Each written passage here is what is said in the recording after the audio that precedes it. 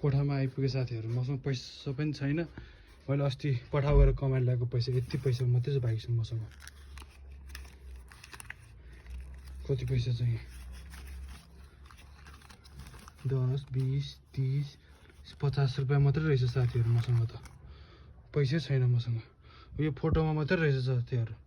मसँग भएको पैसा भनेको यही फोटोको पैसा मात्रै हो। मैले अस्ति यसमा राख्थेँ पैसा, यहाँ पनि छैन जस्तो छ। मसँग पैसै छैन साथीहरू। अब मम्मीले भात दाल त पकाएर जानुभयो, तर तरकारी नै छैन। अब म कसरी भात खाने हो? मेरो पर्स पनि पुरै खाली छ। पर्समा पनि पैसा छैन साथीहरू मेरो। ल 5 रुपियाँ रहेछ, 1 पैसा पनि छैन पर्समा मेरो। कसरी के गरौँ अब?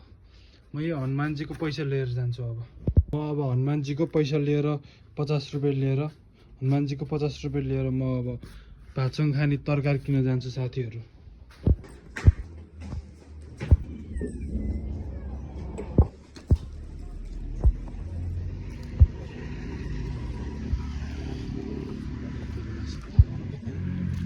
फेरि जाँदैछु साथीहरू, फेरि जाँदैछु म चिप्स किन्न। 10चोटि हिँडिसक्यो यो बाटो। त्यो त्यहाँ गएर बसिरहेको छ त्यहाँ चौरमा।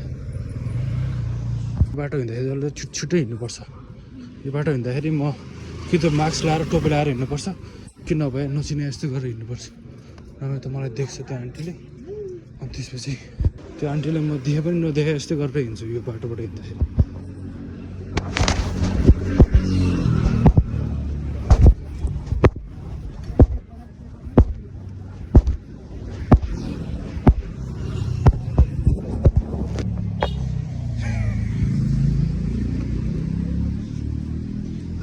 माग्नेलाई दिन पनि पैसा छैन साथीहरू मलाई त।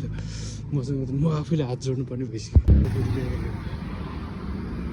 यो टोलतिर, मेरो टोलतिर भ्लगर कोही पनि छैन साथीहरू त्यस्तो। त्यसैले अब म आफै भ्लगर बन्ने सोचिरहेको छु। अब मसँग कन्टेन्ट पनि केही पनि छैन। मेरो भिडियो एडिटिङ पनि मलाई गर्न आउँदैन। मेरो जिन्दगीमा के भइरहेछ त्यही कुरा देखाउनु बाहेक मसँग केही उपाय छैन।